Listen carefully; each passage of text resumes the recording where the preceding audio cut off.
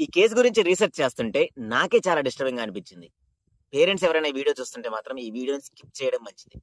మీరు ఒక parent position లో ఉండి అలాంటి సిచ్యువేషన్ గురించి ఆలోచన కూడా తట్టుకోలేరు. ఈ రోజు మనం మాట్లాడుకోబోయేది ఒక 17 సంవత్సరాల అమ్మాయికి జరిగిన రేప్ గురించో లేక జరిగిన మర్డర్ గురించో కాదు. న్యాయం అన్యాయాలు పక్కన పెట్టి ఏదైనా చేయగలము అనుకునే కొంతమంది రాక్షసుల గురించి. ఈ ప్రపంచంలో పవర్ చేతిలో ఉంటే ఎంత దూరమైనా వెళ్ళగలము, చేసిన అన్యాయాన్ని కూడా మ్యానిపులేట్ చేసి రైట్ లాగా మార్చగలము అనుకునే వాళ్ళ గురించి. కానీ ఇలాంటి వాళ్ళందరికీ తెలియని విషయం ఏంటంటే, ఈ రోజు ధర్మం గెలవకపోవచ్చు, బట్ ఏదో ఒక రోజు ఖచ్చితంగా ధర్మం మాత్రమే గెలుస్తుంది అని. అదే ఇష్యూ జరిగిన డికేడ్ తర్వాత కూడా మళ్ళీ మనం ఇప్పుడు చూస్తున్న ధర్మస్థల కేస్ మిస్టరీ. ఈ వీడియోలో మనం full case timeline, police investigation, loopholes, media suppressions, ఈ జ్యుడిషియరీ అదే మన న్యాయస్థానం మీద ప్రజలు నమ్మకం పోగొట్టుకోవడానికి కొన్ని రీజన్స్, అండ్ మోస్ట్ ఇంపార్టెంట్లీ ఈ మధ్య వచ్చిన సెన్సేషనల్ టెస్టిమోనీస్ గురించి కూడా ఇన్ డీటెయిల్ గా మాట్లాడుకున్నాం. సౌజన్య అనే ఒక 17 years old అమ్మాయి ఉజీర్ లో ఉన్న SDM కాలేజ్ లో చదువుకుంటుంది. అయితే 2012 October 9th morning as usual గా కాలేజ్కి వెళ్ళింది. తర్వాత ఈవినింగ్ కాలేజ్ నుంచి ఇంటికి వస్తున్న టైంలో కనిపించకుండా పోయింది. బట్ వాళ్ళ అంకుల్ మాత్రం 4 to 4:15 టైం అప్పుడు నేత్రావతి బాతింగ్ ఘాట్ దగ్గర గవర్నమెంట్ బస్ లో వెళ్తుండగా చూశాను అండ్ తను నాకు నార్మల్ గానే బాయ్ చెప్పింది అని కూడా చెప్పారు. కట్ చేస్తే నైట్ 10:30కి సౌజన్య వాళ్ళ నాన్నగారు వెళ్ళి బెల్తాంగడి పోలీస్ స్టేషన్ లో మా అమ్మాయి కనిపించట్లేదు అని మిస్సింగ్ కంప్లైంట్ ఇచ్చారు. అసలు ట్రాజెడీ స్టార్ట్ అయింది ఇక్కడి నుంచే. ఆ అమ్మాయి అలాంటి సిచ్యువేషన్ లో ఉండడం ఒక ట్రాజిక్ మూమెంట్ అయితే, ఈ కేస్ ని వీళ్ళు ఎన్ని రకాలుగా కావాలంటే అన్ని రకాలుగా తిప్పుతారు చూసారా, ఇది ఇంకో ట్రాజిక్ సిచ్యువేషన్. విషయంలోకి వస్తే, following the day October 10th 2012న Soujanya body Shri Dharmasthala Manjunatheshwara yoga and nature cure hospital దగ్గరలో ఉన్న మన్నసంక అనే ప్లేస్ లో కొన్ని బుషెస్ మధ్యలో బాడీ మొత్తం ఇంజురీస్ తో, టార్న్ క్లాత్స్ తో, అండర్ గార్మెంట్స్ కూడా లేకుండా పడిపోయింది. అండ్ ఇంకొక డిస్టర్బింగ్ థింగ్ ఏంటంటే, ఈ విషయం నేను తెలుగులో చెప్పలేను, కొంచెం అర్థం చేసుకోండి. Sand was found in her private parts. Investigators particular గా ఈ విషయం గురించి అక్యూజ్డ్ పర్సన్ అతను అలా చేయడానికి 2 reasons ఉండుండొచ్చు. ఒకటి, ఎవిడెన్స్ ని డిస్ట్రాయ్ చేయడానికైనా చేసి ఉండొచ్చు, లేకపోతే వాడి సాడిస్టిక్ ప్లెజర్ కోసం అయినా చేసి ఉండొచ్చు అని అంటున్నారు. Now let's talk about initial investigation. ఇలాంటి తప్పు చేసేవాడిదే పాపం అయితే, ఆ తప్పుల్ని కూడా కప్పుచ్చేవాడిని ఏమనాలో నాకైతే అర్థం కావట్లేదు. ఈ కేసు ఇనిషియల్ స్టేజ్ లోనే అక్కడ ఉన్న లోకల్ పోలీస్ వాళ్ళు చేసిన తప్పేంటో తెలుసా? ఎవిడెన్స్ కలెక్షన్ సరిగా చేయకపోవడం. క్రైమ్ సీన్ లో ఉన్న క్రూషియల్ ఐటమ్స్ లైక్ ఆ అమ్మాయి black umbrella and under garments, ఇవి కూడా కరెక్ట్ గా క్రైమ్ సీన్ నుంచి కలెక్ట్ చేయకుండా సౌజన్య వాళ్ళ మమ్మీని అడిగి వాళ్ళ ఇంట్లో ఉన్న అమ్మాయి అండర్ గార్మెంట్స్ ని తీసుకొని క్రైమ్ సీన్ లో దొరికిన వస్తువుల్లాగా ప్రొజెక్ట్ చేశారు. ఈ అమ్మాయి గార్మెంట్స్ గానీ లేకపోతే అంబ్రెల్లా గానీ ఈ కేసులో చాలా క్రూషియల్ రోల్ ప్లే చేస్తాయి. అక్కడే కాదు, ప్రతి క్రైమ్ సీన్ లో కూడా ప్రతి ఒక్క థింగ్స్ చాలా క్రూషియల్ రోల్ ప్లే చేస్తాయి. Now let's talk about second suspicious thing. ఇలా ఫేక్ ప్రూఫ్స్ అన్ని కూడా కోర్టులో సబ్మిట్ చేస్తే, కోర్టు ఈ ఇన్సిడెంట్ జరిగిన రోజు ఫుల్ వర్షం పడితే ఆ అమ్మాయి క్లాత్స్ కానీ, బ్యాగ్ కానీ, లేకపోతే బుక్స్ కానీ ఎక్కడా కూడా మడ్ లేదు, అంటే మట్టి లేదు, స్టెయిన్స్ లేవు.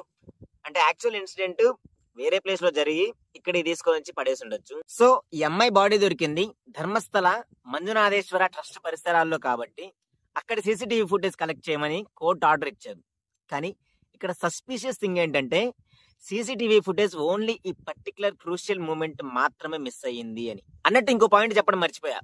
ఇన్సిడెంట్ జరిగిన సెకండ్ డేనే సంతోష్ రావ్ అనే ఒక మెంటలీ డిజేబుల్డ్ పర్సన్ ని తీసుకొచ్చి he is the one who has done all the things అని చెప్పి కోర్టులో సబ్మిట్ చేసి ఈ కేస్ ని క్లోజ్ చేయించాలి అని చూశారు.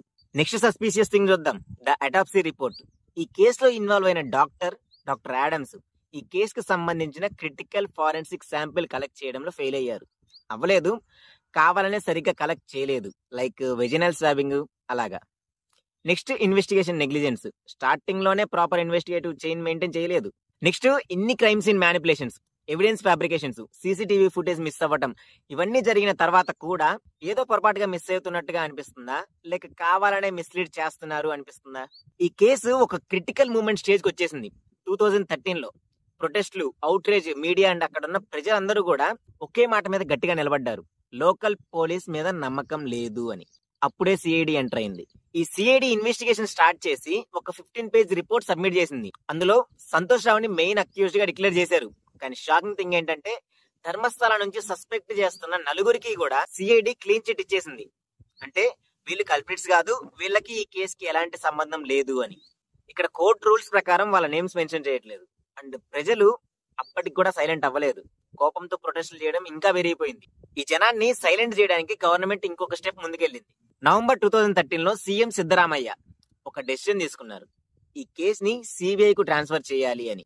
సిబిఐ అంటే ఇండియాలో హైయెస్ట్ లెవెల్ ఇన్వెస్టిగేషన్ ఏజెన్సీ. అందరూ గట్టిగానే నమ్మకం పెట్టుకున్నారు, ఈసారి ఖచ్చితంగా న్యాయం బయటపడుతుంది అని. ఈ సిబిఐ ఇన్వెస్టిగేషన్ కూడా అంతంత మాత్రమే సాగింది. సిబిఐ కూడా సంతోష్ రావుని మెయిన్ అక్యూజ్డ్ గా మెన్షన్ చేసి అఫీషియల్ ఛార్జ్ షీట్ ని ఫైల్ చేసింది. కానీ సౌజన్య ఫాదర్ చంద్రప్ప గౌడకి ఈ ఛార్జ్ షీట్ మీద అసలు నమ్మకమే లేదు. ఆయన కోర్టులో పిటిషన్ కూడా ఫైల్ చేశారు, మళ్ళీ ఇన్వెస్టిగేషన్ చేయండి అని. బట్ హైకోర్టు రిజెక్ట్ చేసింది. సిబిఐ మీద కోర్టులో గట్టిగానే ఫైర్ అయ్యారు. ఈ రకమైన షార్ట్ ఇన్వెస్టిగేషన్ ఏంటి, అదే ఇంత ఫూలిష్ ఇన్వెస్టిగేషన్ ఏంటి, ఇంత క్రూయల్ రేప్ అండ్ మర్డర్ కేసులో అసలు ఎవిడెన్స్ ని ఇగ్నోర్ చేయడం ఏంటి? ఈ కేసులో క్రూషియల్ విట్నెస్ కూడా ఉన్నారు. అండ్ అన్ఫార్చునేట్లీ వీళ్ళు ఒక మిస్టీరియస్ స్టేజ్ లో చనిపోయారు. 2013లో సూసైడ్ చేసుకున్నారు. అండ్ 2014లో మిస్టీరియస్ గా చనిపోయాడు. నెక్స్ట్ ఈ సైంటిఫిక్ ఎవిడెన్స్ లో బ్లండర్స్ చూద్దాం. కేస్ ని కన్ఫ్యూజ్ చేయడమే వీళ్ళ మెయిన్ పర్పస్ అయిపోయింది. డిఎన్ఏ ఎక్స్పర్ట్ డాక్టర్ వినోద్ జే లక్కప్ప ఓపెన్ గా కోర్టులో చెప్పాడు, విక్టిమ్ బాడీ నుంచి semen and blood samples collect చేయలేదు. అండ్ ఇక్కడ ఇంకో షాకింగ్ రివిలేషన్ ఏంటంటే సంతోష్ రావు పంచలో ఉన్న హెయిర్ లో 2 డిఫరెంట్ మేల్ డిఎన్ఏ ప్రొఫైల్స్ కనిపించాయి. కానీ సౌజన్య నెయిల్స్ లో, అంటే ఇన్సిడెంట్ జరిగే టైంలో అట్లీస్ట్ డిఫెన్స్ కోసమైనా చేత్తో డిఫెండ్ చేస్తారు కదా, ఆ టైంలో అమ్మాయి నెయిల్స్ లో ఉన్న బ్లడ్ శాంపిల్స్ కి సంతోష్ బ్లడ్ కూడా మ్యాచ్ అవ్వలేదు. ఒక forensic psychologist doctor Rupali CBI వాళ్ళ దగ్గర ఫారెన్సిక్ సైకలాజికల్ అసెస్మెంట్ కోసం వెళ్ళింది అక్యూజ్డ్ సంతోష్ రావు మీద. తను కూడా Santosh Rao is deceptive and involved in the crime అని చెప్పి ఒక రిపోర్ట్ ఇచ్చింది. అంటే సంతోష్ రావే ఈ కేసుకి కారణం అన్నట్టుగా.